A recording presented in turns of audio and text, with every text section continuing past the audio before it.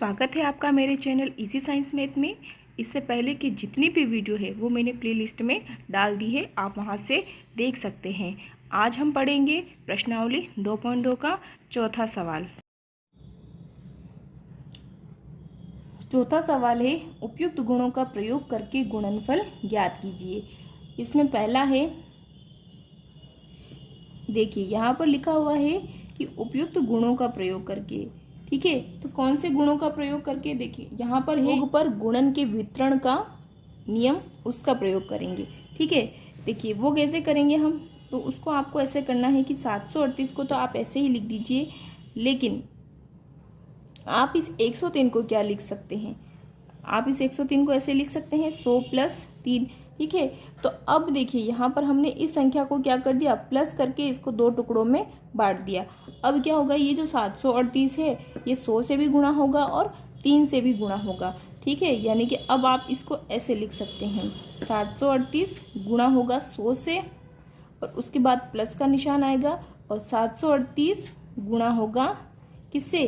3 से। ठीक है, सबसे पहले हमने क्या किया कि इस संख्या का, देखो इस संख्या का टुकड़ा, आप सोचोगे कि इस संख्या का कर सकते हैं, लेकिन हम ऐसी संख्या का ही टुकड़ा करें ना जो ज़्यादा सिंपल रहता है। ठीक है, जैसे 103 में आप 100 और 3 लिख सकते हो, अगर ऐसे अगर 54 होता तो आप इसको 50 और 4 लिख सकते हो।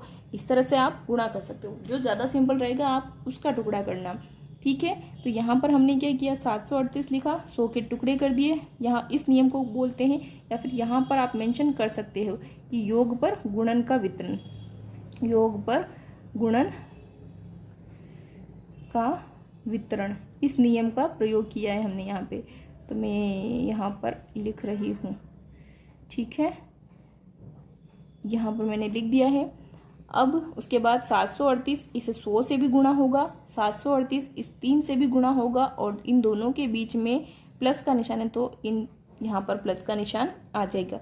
738 को जब 100 से गुणा करोगे तो कितना आएगा, पीछे क्या लग जाएगा, 0 है ना। 738 और पीछे कितने लग जाएंगे, 2 0 है तो 2 0।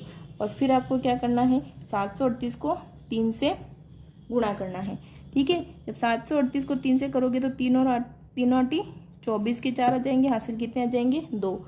3 3 9, 9 और 2 कितने हो जाएंगे, 11, 11 का 1 हो जाएगा और हासिल का 1, 3 7 तो 21, 21 और 2 कितने हो जाएंगे, 22। अब आपको क्या करना है, इन दोनों को जोड़ लेना है। तो जोड़ते हैं, देखिए यहाँ जोड़ लेते हैं, 73,800 को जोड़ेंगे हम 2,214 से।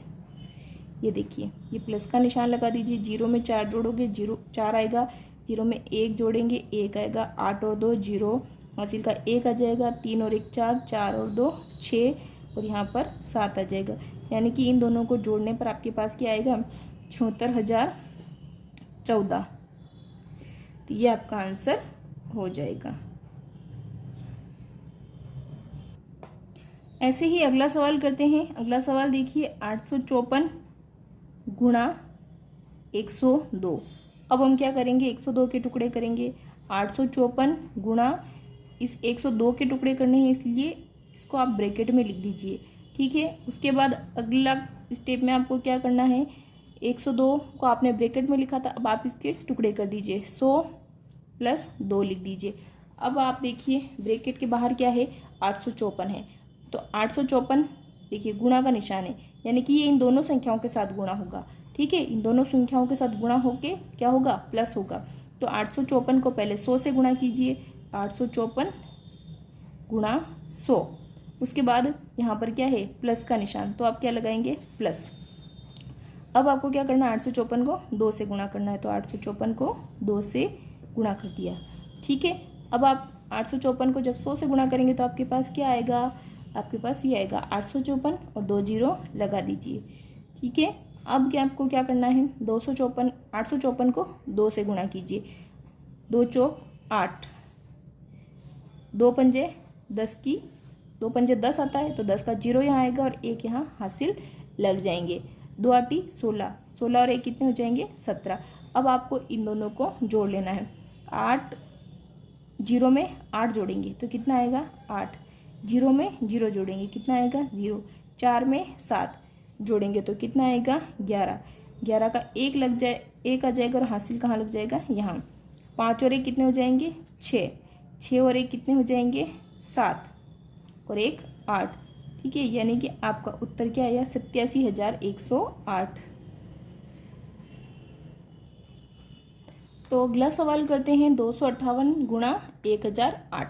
ठीक है, इसमें हम क्या करेंगे 258 गुणा, अब देखिए गुणा 1008 है ना, तो हम अब इसका गुणा लगाओ तो भी ठीक है और नहीं लगाओ तो भी ठीक है। तो 2000 गुणा करके हम क्या कर देते हैं, इसको ब्रैकेट में लिख देते हैं 1008 को।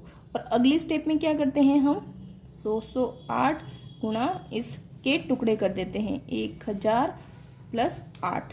ठीक है, अब टुकड़ा करने के बाद देखो अब क्या होगा कि ये 258 इस 1000 से भी गुणा होगा और इस 8 से भी गुणा होगा। तो इसको हम कैसे लिखेंगे, आप इसको ऐसे लिखोगे 258 गुणा 1000। 1000 लिखने के बाद ही आपको प्लस का निशान लगाना है। उसके बाद 258 अब गुणा किससे होगा 8 से, 258 गुणा 8। ठीक है, ऐसे हो जाएगा। अब जब आप 258 को 1000 से गुणा करोगे तो कितना आएगा, देखो 258 है तो 258 ही लिख दीजिए और कितने जीरो है 3, तो 3 जीरो लगा दीजिए। अब आपको गुणा करना है 258 को 8 से। तो ये गुणा मैं आपको यहाँ करके बताती हूँ कि 258 को 8 से गुणा करने पर क्या आएगा। 8 से जब गुणा करेंगे तो 8 को 8 से गुणा करेंगे तो 8 8 64 आएगा, तो 64 की 4 यहाँ लग जाएंगे और हासिल के 6 लग जाएंगे। 8 पंजे 40, 40 और 6 46, 46 के 6 आ जाएंगे, हासिल के 4 आ जाएंगे। 8 दूनी 16, 16 और 4 कितने हो जाएंगे 20। तो आपके पास आ जाएगा 2064। अब आपको इन दोनों को क्या कर लेना है, जोड़ लेना है। तो जोड़ना कैसे है, 2,58,000 में आपको जोड़ना कितना है 2064। ठीक है, प्लस का निशान लगा देंगे। 0 और 4 कितने हो जाएंगे 4, 0 और 6 कितने हो जाएंगे 6, 0 और 0 हो जाएंगे 0, 8 और 2 हो जाएंगे 10, हासिल का 1 लग जाएगा। 5 और 1 कितने हो जाएंगे 6 और 2, यानी कि आपका उत्तर आएगा 2,60,064, 2,60,064। ठीक है, ये आपका उत्तर हो जाएगा। अगला सवाल है 1005 गुणा 168। ठीक है,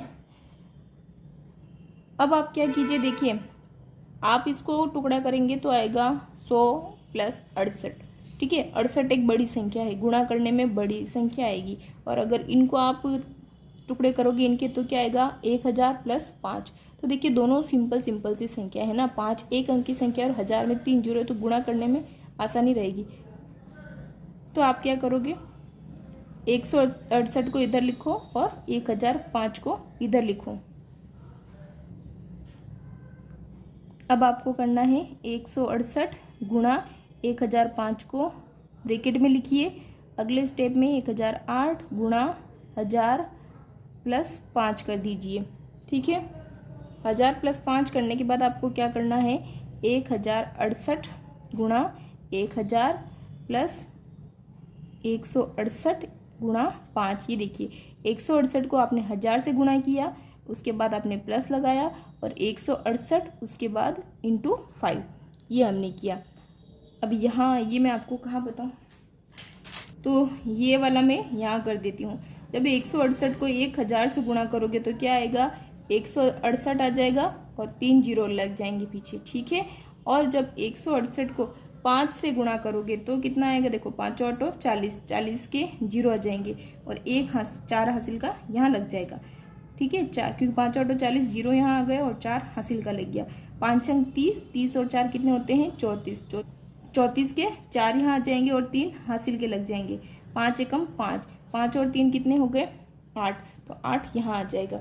अब इन दोनों को आप जोड़ लेंगे। देखिए 0 और 0 कितने हो जाएंगे 0, 4 और 0 कितने हो जाएंगे 4, 8 और 0 कितने हो जाएंगे 8। ठीक है, अब इसकी यहाँ पर कोई संख्या नहीं, यानी कि ये संख्या आपको ऐसे ही लिख देनी है। ठीक है, ये जुड़ जाएंगे, ये हो जाएगा आपका आंसर।